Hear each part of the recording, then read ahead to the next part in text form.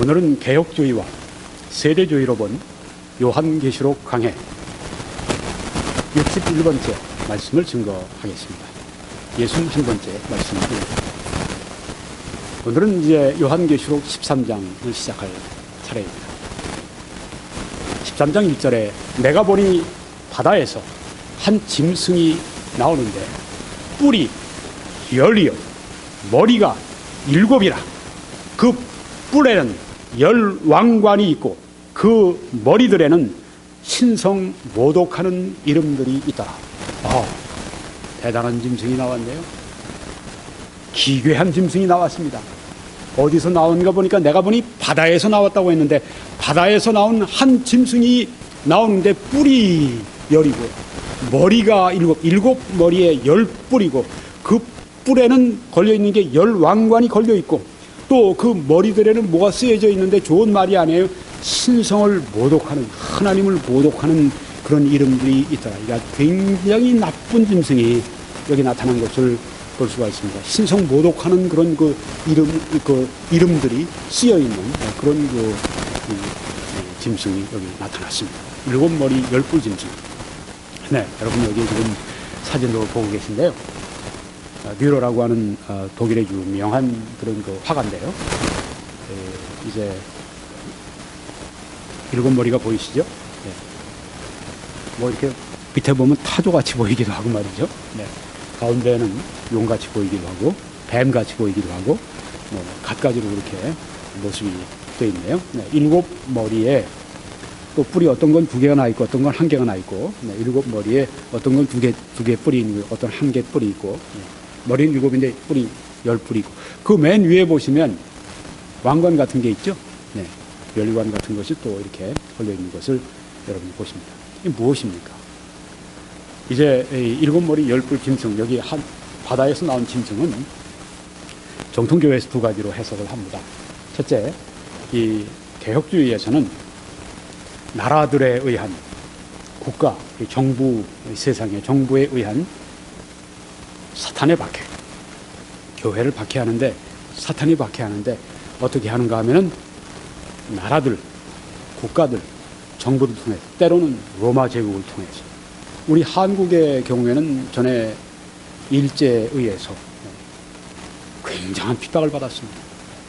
제암리 같은 데서는요 기독교인들을 제암리에 있는 교회에다가 다 가둬버리고 문 다 이렇게 못으로 쳐버리고 불질러서 그 안에 성도들을 다 죽이는 끔찍한 죄악을 이 일제가 저질렀습니다. 그러다가 어떻게 됐습니까?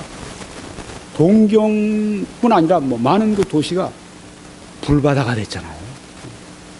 잿더미가 되지 않았습니까? 미국이 던진 소위탄. 하나님이 미국을 쓰셔서 우리 대신 아주 값을, 일본에게 아주 죄값을 갚아버리신 거예요. 나중에는 히로시마, 나가사키에 그냥 원폭 2개가 떨어져서 아주 도시 전체 2개를 완전히 잿더미로 만들어 놓고. 여러분, 또 공산당이 얼마나 지금까지 교회를 얼마나 핍박합니까? 그러니까 사탄이 뒤에서 박해하는 건데 교회를 박해하는데 나라들을 쓴다는 말이에요. 김정은을 쓰고 김정일, 김일성을 쓰고 옛날에 그런 도조 수상 같은 그런 일본 이런 히틀러 나치 같은 스탈린 같은 이런 쓰고 말이죠. 그런데 이제 지금이죠. 네, 지금 현 시대 교회사 시대 전반적으로 사탄이 교회를 박해할 때 나라들을 통해 로마 제국 나라들을 통해 했다. 그런데 세대주의는 아직은 여기에 말씀한 7머리 10뿔 짐승 그걸 말하는 게 아니라 오게 될 장래에 오게 될 적그리스도와 그의 나라를 말한다. 환란 시기에 장래에 오게 될 미중류의 환란의 시기인 장래에 오게 될 이 적그리스도와 그의 왕국 나라를 말한다. 이렇게 말합니다. 오늘 저는 첫 번째만 말씀을 드리려고 합니다. 사탄이 나라들을 통해 박해하는 7머리 10뿔 짐승은 바로 이런 의미로 제가 개혁주의 거기에 관한 해석만 말씀드리려고 합니다. 그런데요, 13장 1절에서 지금 바다에서 이 기괴한 짐승이 나오지 않았습니까? 동일한 13장 11절에 가면 또 또 짐승이 나오네요. 내가 봄에 또 다른 짐승이 땅에서 올라오니, 아니 조금 전에는 1절에서는 바다에서 짐승이 올라왔는데 7머리 10뿔 짐승이, 여기 보니까 지금 다른 짐승이 땅에서 올라오네요. 바다에서 올라오더니 이제 땅에서 또 짐승이 나오네요. 이 짐승은 어린 양같이 두 뿔이 있고 용처럼 말을 하더라. 용은 마귀죠. 네. 뱀, 용, 마귀를 상징하죠. 마귀처럼 용처럼 말을 합니다. 그러고 보니까 용의 권세와 용의 모습을 닮은 걸 볼 수 있어요. 두 뿔이 있습니다. 어린 양같이. 이거는 땅에서 지금 올라오는 짐승에 아유 야단났습니다. 1절에서 바다에서 7머리 10뿔 짐승이 올라오더니 이번에는 11절에 보니까 이제는 또 양뿔이 달린 그 두 뿔 달린 어린 양 같은 두 뿔 가진 그 용처럼 말을 하는 짐승이 또 나타나네요. 네. 자, 누구를 말합니까?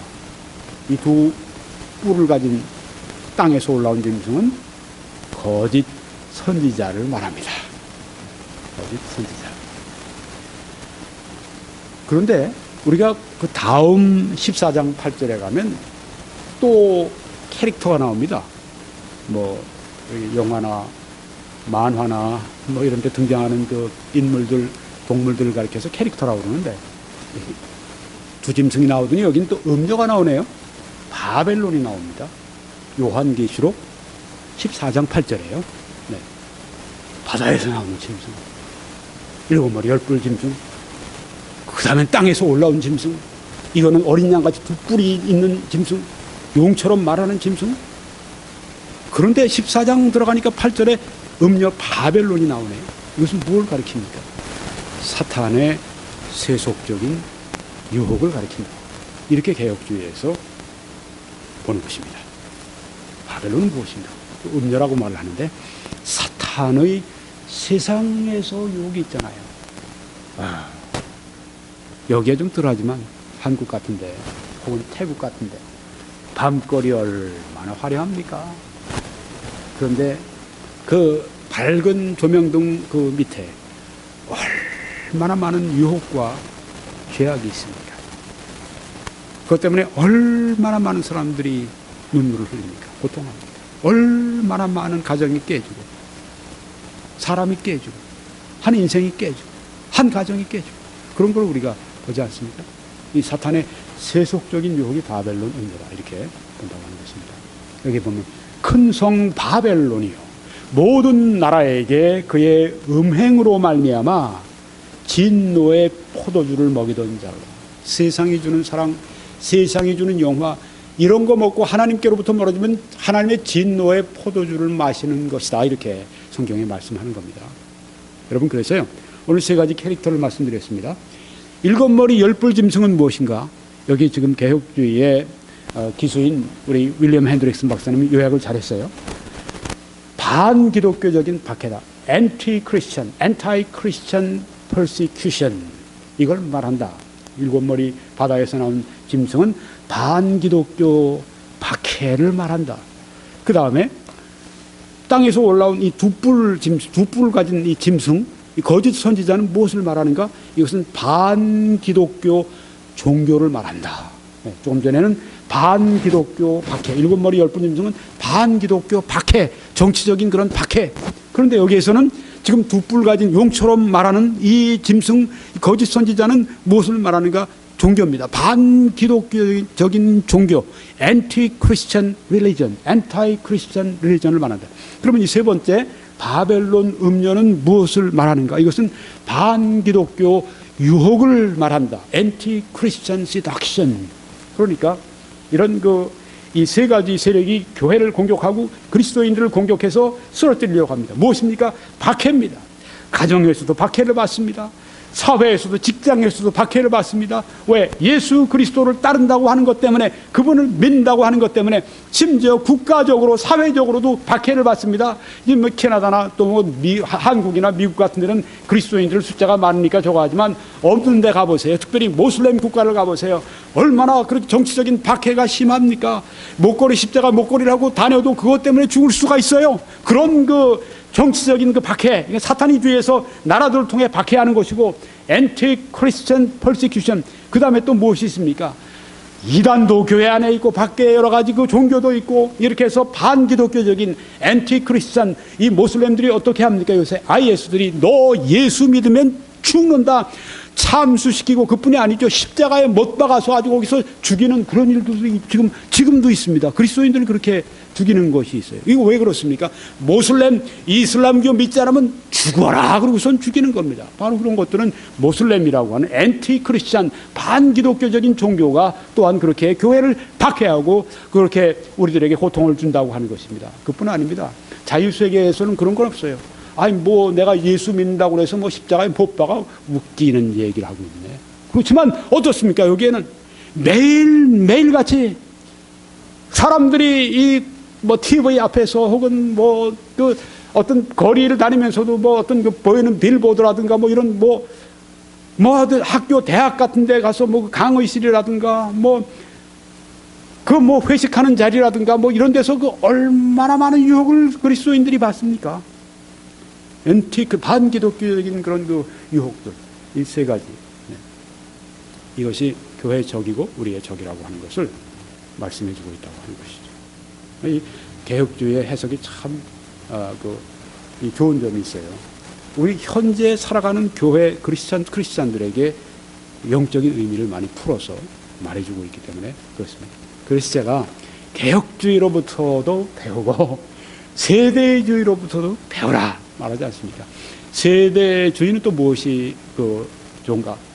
미래에 일어날 일에 대해서, 미래 전에 말씀하셨던 그 장래의 모든 예언들이 지나놓고 보니까 역사의 시공 가운데 그대로 임했어요.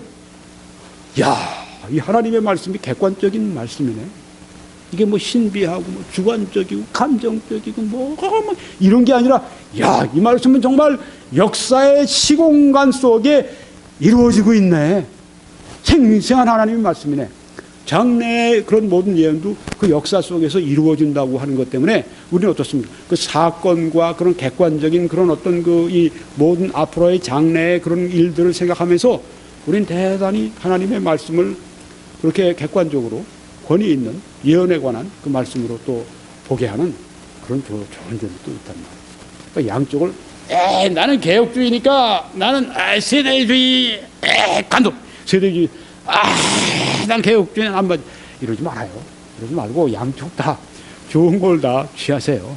네, 다 우리가 선택 가능한 그런 이 해석 방법입니다. 왜냐하면 양쪽 다 이쪽도 기라성 같은 신학자와 설교자들이 나타나서 그냥 성경 여기저기를 가지고서 바로 내가 여기 민바 이것이 바로 성경 여기와 일치한다고 여기도 성경 얼마나 부여해지는데 양쪽을 다 좋은 점을 다 받아들이세요. 자기가 가지고 있는 걸 가지고 있더라도 그렇게 잘 배우려고 하세요. 여기 보니까 13장 1절에 내가 본 뒤에 여러분이 이 태평양 바다를 바라보고 계십니다. 네, 여기가 지금 여기에 태평양 제1번 도로 제가 지금 따라가면서 찍은 사진인데요. 네, 아주 기가 막힌 바다입니다. 태평양 바다입니다. 캘리포니아 주에 있는 바다인데 내가 보니 바다에서 한 짐승이 나온다고 했습니다. 바다가 뭘 말합니까? 7머리 10뿔 짐승 여러분 보셨어요? 동물원 가서 보셨습니까? 없어요. 왜 그런 거? 네, 없어요. 뭐 신종의 물고기가 나타났다고 막 보여주는 게 보면 메기 닮았네. 메기보다 조금 좀 눈이 조금 크고 뭐 그 정도지. 7머리 10뿔 짐승이 어디 있어요? 상징이죠. 네. 근데 바다에서 나왔으니까 7머리 10뿔 짐승이 바다 어디서 나왔습니까? 바다도 상징입니다. 바다가 뭘 상징하느냐? 나라들과 정부들을 상징한다고 하는 것입니다. 나라들과 뒤에 보시는 이 산, 거기가 바로 이제 저기가 아마 하여튼 나라들과 정부들이 바다입니다. 네. 왜 그런가? 자, 성경의 근거가 있어야죠. 여기 보니까 요한계시록 17장 15절에 네가 본 바 음녀가 바벨론이 앉아있는 물은, 음료가 어떻게 물에 앉아있어요? 예수님이 물을 걸어가신 건 사실이에요. 그런데 여기 음료가 물 위에 앉아있다고 하는 것은 상징입니다. 예수님이 물 위를 걸어가시는 거야. 그걸 왜 예수님 못하세요? 못하시면 이상하지. 네. 베드로가 따라하려고 그러다가 그냥 가라앉지 않았습니까? 네. 음료가 여기 사람이면 어떻게 물 위에 앉아 있어요? 떠 있어요. 공중 부양한 것도 아니고.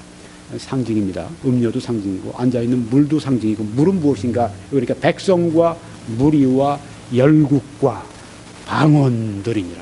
나라, 국가란 말이죠. 물은 나라, 국가. 그러니까 바다에서 한 짐승이 나왔다. 바다는 많은 물인데 많은 국가, 많은 나라들 가운데서 지금 한 짐승이 나왔다. 짐승은 무엇인가? 나라들과 국가들이에요. 그래서 사탄이 그 나라들과 국가, 로마 제국을 통해서 혹은 북한의 공산 정권을 통해서 교회를 박해하고 핍박합니다. 바로 그걸 말하는 것입니다. 그러니까 바다에서 나왔다. 그것도 나라들과 열방들, 국가들을 말한다고 하는 것입니다. 바다에서 한 짐승이 나오는데 말씀했는데요. 계시록 조금 전에 11장 7절에 보면은 무저갱으로부터 올라오는 짐승이 있다고 했습니다. 동일한 것입니다. 바다에서 나오는 짐승과 무저갱으로부터 올라오는 짐승과 같은 것을 여기에 지금 말하고 있다고 하는 것입니다. 그래서 여기에 그럼 무엇이 다른가? 그 바다에서 나온 짐승의 마지막 그런 이 모습이 여기 무저갱으로부터 올라오는 짐승이다, 이렇게 본다고 하는 것입니다. 바다에서 한 짐승이 나오는데 그런 역사를 통틀어서 모든 역사 가운데 나라들을 통해, 나라들에 의해서 사탄이 교회를 정치적으로 박해하는 것이다.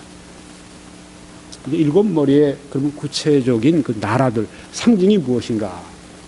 옛 바벨론이 거기 들어가고요, 아수르가 거기 들어가고요, 새 바벨론이 또 생겨나서 일어나서 또 그렇게 또 하나님의 백성 이스라엘을 박해했고요.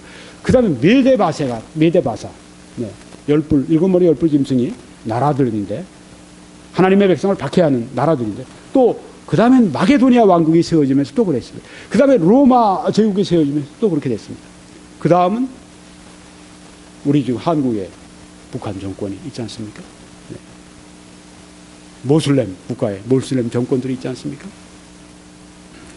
그래서요, 우리가 여기 보면 조금만 더 말씀드립니다. 요한계시록 13장 2절에 보면은 1절에 지났어요. 일곱 머리 열뿔 짐승 지났고, 그 다음에 내가 본 짐승은 일곱 머리 열뿔 짐승에 대한 설명입니다.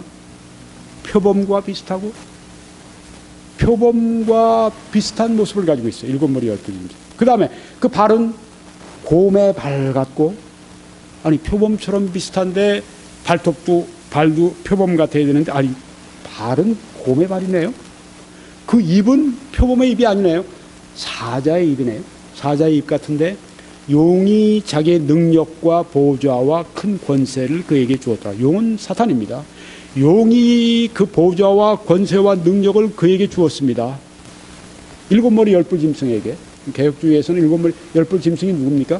나라들, 열국들, 교회를 박해하는, 하나님의 백성을 박해하는 그 나라들, 권세들, 그것을 말합니다. 누가 그렇게 주었습니까? 사탄이 그 권세를 그들에게 주었습니다. 그래서 교회를 박해하는 것입니다. 생긴 게 표범 같아요. 그런데 발은 곰의 발 같아요. 그런데 입을 보니까 사자의 입 같아요. 그런데 그 파괴적인 교회를 박해하는 그 무서운 권세가 누구에게서 왔는가? 용이 그 보좌와 큰 권세와 능력을 용이, 사탄이 그들에게 주었다고 하는 것입니다. 다니엘서 7장에 나오는 짐승과 비슷해요.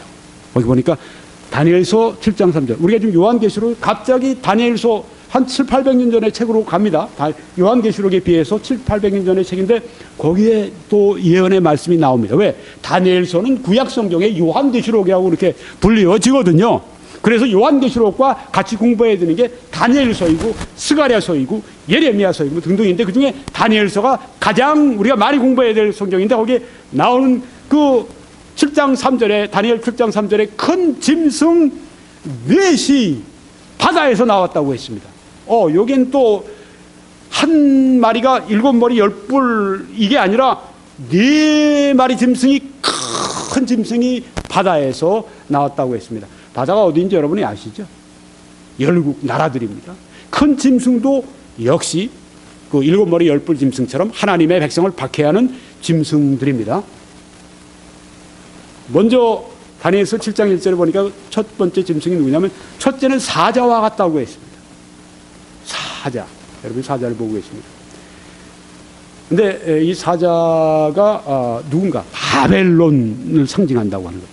여러분 이 바벨론의 실제 이 상징이 사자랍니다. 네, 바벨론의 실제 상징이 사자예요. 또 독수리도 바벨론의 상징입니다.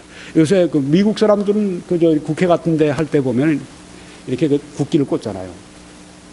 국기 위에 뭐가 있냐면 독수리 날개 한 이런 게 있습니다. 그러니까 미국의 상징은 독수리예요. 처음에 미국에 우리는 평화를 사랑하는 민족으로서 비둘기를 합시다. 누가 그렇게 말을 하니까 어떤 사람이 비둘기는 너무 약해. 우리는 독수리가 돼야 돼. 그게 독수리가 된 겁니다. 네. 미국의 상징은 독수리인데 여기 지금 바벨론의 상징이 뭐냐면 사자, 독수리. 좋은 거 다 가졌네. 네. 여기 보십시오. 7장 4절. 첫째는 사자와 같은데 바벨론을 말하는 겁니다. 독수리의 날개가 있었다. 우와, 사자만도 무서운데 아니 그놈이 독수리 날개까지 달린 사자가 독수리 날개까지 달고 날아다니면 어떻게 할 건가? 네, 무서운 거죠. 바벨론이 좀 무서웠습니다. 그런데 내가 보는 중에 그 날개가 뽑혔고 아이고 잘 됐네. 예, 사자가 날아다니는 게 그게 날개가 꺾였으니까. 네, 이것은 무엇을 말하는가? 그 무서운 그 느부갓네살 왕이 미치잖아요. 하나님이 그를 미치도록 허락하시잖아요. 몇 년 동안 미쳐 지냈습니다. 그래서 어떻게 됐습니까? 바벨론이 힘을 잃죠. 왕이 그러니까. 독수리의 날개가 있었는데 바로 그 바벨론의 상징과 같은 이 느부갓네살이 그렇게 미친 사람이 되니까 독수리의 날개가 뽑힌 겁니다. 바로 그 말씀입니다. 또 땅에서 들려서 사람처럼 두 발로 서게 함을 받았으며, 네, 사자가 막 서서 막 두 발로 서는 거예요. 또 사람의 마음을 받았더라. 그러니까 이게 그 느부갓네살이 미치고 난 다음엔 정신 차리잖아요. 하나님을 인정하는 사람이 되잖아요. 이런 것을 여기 성경에서 말씀하고 있다. 이렇게 보는 것입니다. 그 다음에 보니까 그 다음 절에 다른 짐승 곧 둘째는 곰과 같은데 사자가 나타나더니 이제는 곰이 또 바다에서 네 짐승이 나오는데 첫째는 사자가 나오고 그다음엔 곰이 등장을 합니다. 곰은 누구를 말합니까? 메대 바사를 말하는 것입니다. 여러분이 캘리포니아를 가시면 캘리포니아 그 깃발의 주기의 그 상징이 뭔지 아십니까? 거긴 브라운 베어예요. 여기는 저 블랙 베어. 여기는 지금 저 검정색 곰인데 거긴 누런색 갈색 곰입니다. 하여튼 곰이에요. 네.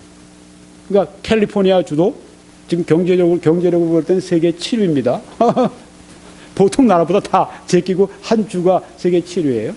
그런데 그들은 이 곰을 상징하는 그 강력한 이 곰이 어떻습니까? 사자는 그냥 그 입이 얼마나 커요.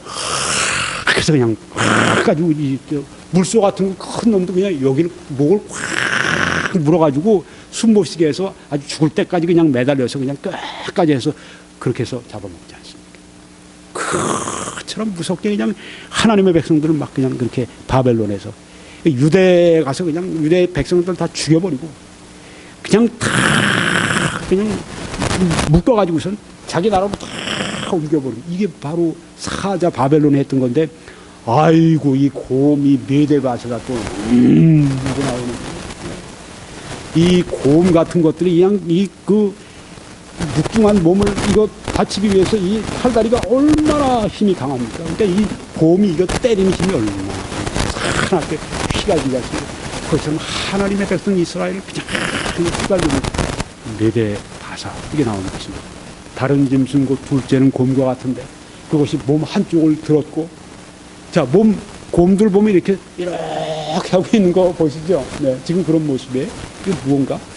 메데 바사 제국이 연합했는데 나중에는 이 메데보다 바사 페르시아 제국이 더 왕성해졌습니다. 몸 한쪽을 들었고 바사가 더 강해서 바사가 완전히 메데 바사를 지배하는 그걸 여기 말씀하고 있습니다. 그 입에, 이 곰의 입에 이 사이에는 새 갈빗대가 물렸는데 새 갈빗대는 무엇입니까? 바로 그 전에 있었던 그 대제국입니다. 첫째 에집트, 두 번째 아수르, 그 다음에는 바벨론, 이 세 제국 이걸 다 먹고 그 다음에 그 위에 여러분 보시면 애굽도 크지만 그 다음에 아수르가 훨씬 더 많은 땅을 차지했어요. 근데 그 다음엔 바벨론이 더 커졌습니다. 근데 그 다음에는 메데바사가 훨씬 더 큰 그 지역을 점령을 했습니다. 세 갈빗대가 물렸는데 그것에게 말하는 자들이 있어 이르기를, 이 곰에게 말하는데 일어나서 많은 고기를 먹으라 하였더라. 잡아먹는 것입니다. 여러 나라를 잡아먹는 것입니다. 많은 고기를 이 메데바사가 페르시아 제국이 얼마나 많이 잡아먹었습니까? 즉 하나님께서 이 권세를 주셨다고 하는 것을 여기 위로부터 그 권세가 임했다고 하는 것을 볼 수 있습니다. 지금 뭐 미국이 최강이죠. 네, 아직까지 하나님이 주신 권세가 있기 때문에 그런 것입니다. 그 다음에 보니까 다른 짐승이 나오는데 곧 표범과 같은 것이 있는데 이건 마게도니아입니다. 표범 얼마나 빨라요. 이 세계에서 시타이 얼마나 잘 달려갑니까?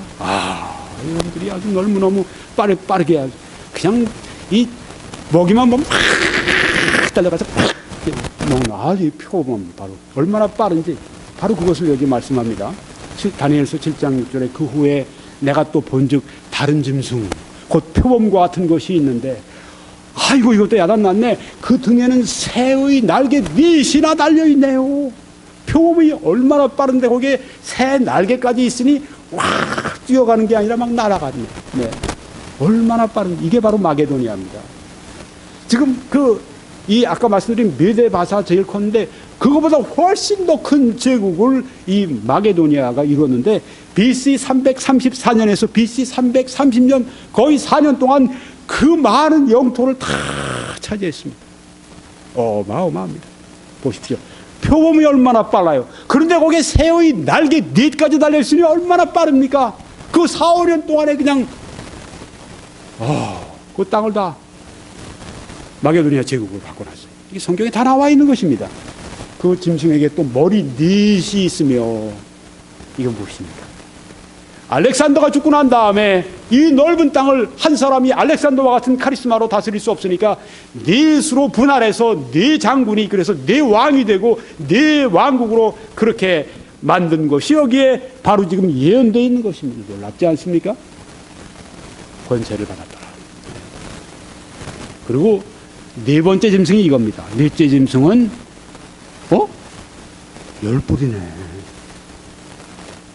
내가 밤 환상 가운데 그 다음에 본 넷째 짐승은 무섭고 놀라우며 또 매우 강하며 또 새로 된 큰 이가 있어서 먹고 부서뜨리고, 아이고, 사자의 이빨도 곰의 이빨도 얼마나 센데, 아니 이놈은 이빨 자체가 쇠네, 쇠로 씹고 쇠로 부서뜨리고 앞에 있던 어떤 짐승과도 비교가 안 되는 거예요. 쇠인데 사자가 달리려면 그냥 쇠이빨로 그냥 그 사자를 잡아먹으면 곰도 잡아먹죠. 표범도 잡아먹죠. 뭐 무서운 짐승이 10뿔이 있는 짐승이 나왔습니다. 그 나머지를 발로 밟았으며 이 짐승은 전에 모든 짐승과 다르고 또 10뿔이 있더라. 네, 이것도 국가입니다. 개혁주의에서는 이제 모든 다른 그런 그 국가들을 말하는데 이것을 이렇게 해석을 하는 것입니다. 마지막 보시는 여러분의 사진입니다. 네, 자, 사자, 바벨론, 곰, 메데, 바사, 표범, 빨라요, 마게도니아. 네 번째, 10뿔 짐승.